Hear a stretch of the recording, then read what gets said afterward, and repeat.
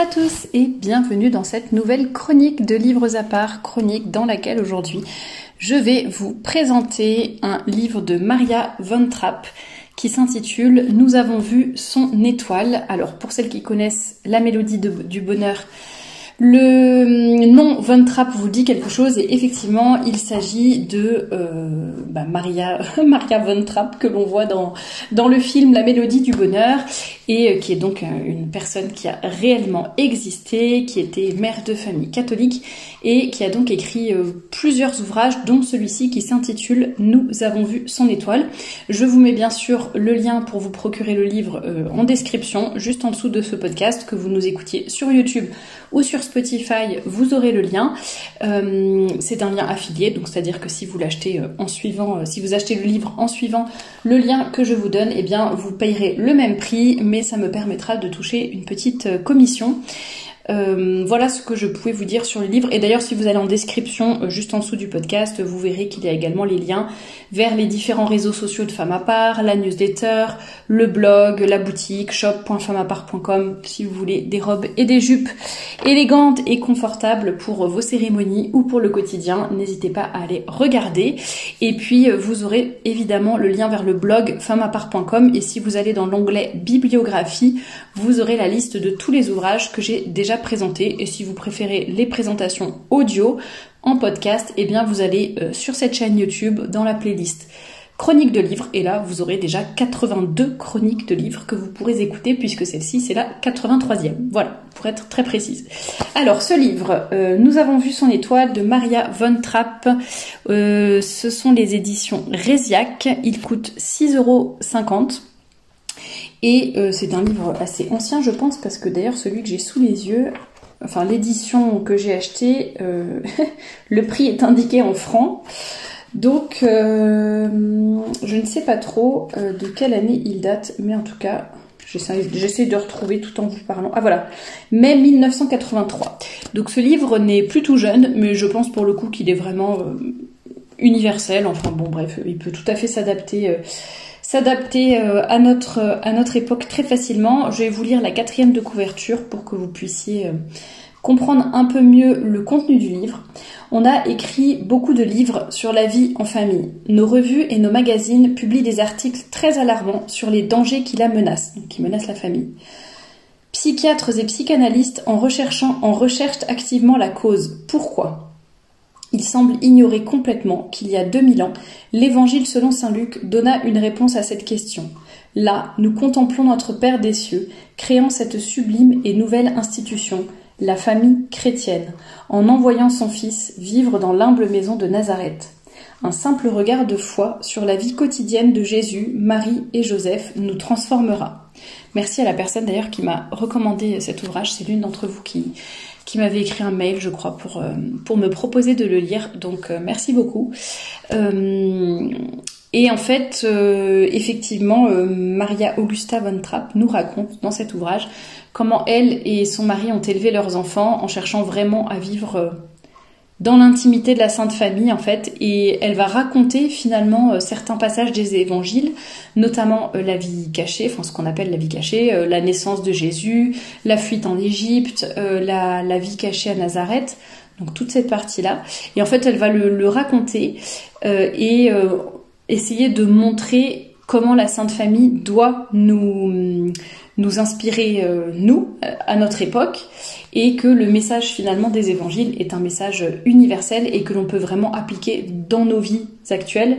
Donc c'est ça qui est très intéressant. Elle a vraiment l'idéal de faire mener une vie catholique, une vie sous le regard de Jésus-Christ, à sa famille, et ça c'est vraiment c'est très beau à lire.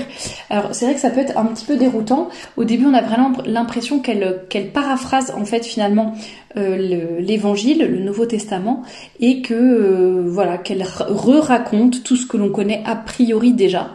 Mais ce que j'ai beaucoup aimé, d'ailleurs c'est quelque chose que j'avais déjà vécu, que j'avais vécu en retraite de Saint-Ignace. On dit en fait que pour aimer Dieu, il faut le connaître. On ne peut pas aimer quelqu'un ou quelque chose que l'on ne connaît pas. Et donc, il faut toujours chercher à mieux connaître le bon Dieu. Et pour ça, comment on peut mieux le connaître? Eh bien, à travers le catéchisme, à travers les évangiles, à travers certains livres, etc. Et c'est vrai qu'il y a plein de petites questions qu'on se pose sur comment vivait Jésus, qu'est-ce qui se passait à son époque, quel était le contexte historique, etc., etc. Et justement, c'est ce que Maria Von Trapp essaye de faire dans cet ouvrage, notamment dans la première partie en tout cas, et dans la première moitié, dirons-nous. Et c'est ça que moi je trouve vraiment très très percutant et très intéressant. C'est-à-dire qu'en fait, elle va, disons, dresser le portrait l'histoire de ce qui s'est passé à cette époque-là. Voilà, ce qu'on connaît, si vous avez lu les évangiles, vous connaîtrez. Il n'y aura pas de surprise, ça c'est sûr. Mais elle pose des petites questions.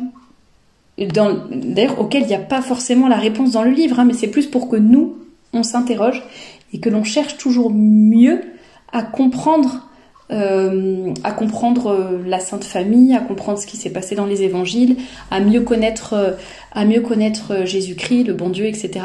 Et ça, c'est ce que j'ai trouvé vraiment intéressant dans cet ouvrage, c'est raconter les choses avec beaucoup de simplicité et en même temps nous pousser à nous poser des questions pour vraiment aller au fond des choses et essayer de nous approprier cette histoire, ou en tout cas de la faire nôtre et de voir comment on peut, dans notre vie, chacun avec sa famille telle qu'il l'a, et bien pouvoir vivre de sa foi au quotidien et dans sa famille, sans se dire « Ouh là là, c'est un modèle beaucoup trop éloigné, déjà moi je suis pas mariée, ou alors moi j'ai pas d'enfant, ou alors moi je vis pas dans un pays chaud comme Jésus-Christ, je ne vis pas à telle époque, etc. » Donc on peut avoir l'impression que c'est beaucoup trop lointain.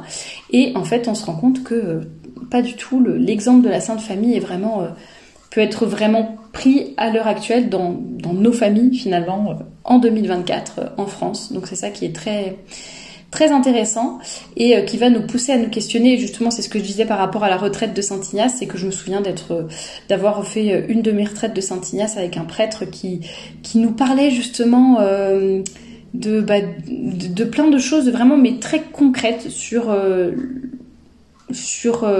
l'ADN, les hormones, etc., par rapport à notre Seigneur. Je me souviens de ce qu'il avait dit. Enfin bon, bref, c'était très très intéressant.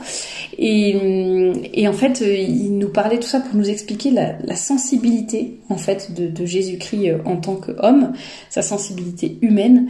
Et c'est fou, ça fait encore comprendre plein de choses, ou en tout cas ça éclaire des faits historiques que l'on connaît ou des faits de foi, et ça les éclaire, ça donne une nouvelle lumière presque, et on s'y plonge de façon différente, on comprend encore quelque chose de plus, on se rend compte à quel point notre Seigneur a pu souffrir par exemple, ou tiens, qu'est-ce qui s'est passé pour la Sainte Vierge, ce qu'elle pouvait penser, ce qu'elle pouvait vivre, etc., ses souffrances, ses joies, ses peines, et comme je le disais au début, plus on connaît, plus on aime, donc c'est assez intéressant de ce point de vue-là. En tout cas, j'ai bien aimé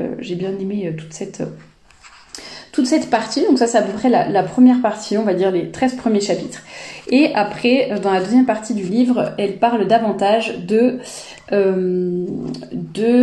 la façon dont il se réunissait avec ses amis, avec des prêtres, avec des voisins, etc., pour justement parler de notre Seigneur, pour essayer de mieux le connaître, pour échanger par rapport à tout cela. Et effectivement, c'est très intéressant. Elle parle des femmes, par exemple, de la place des femmes auprès de notre Seigneur et donc dans l'Église aussi à l'heure actuelle.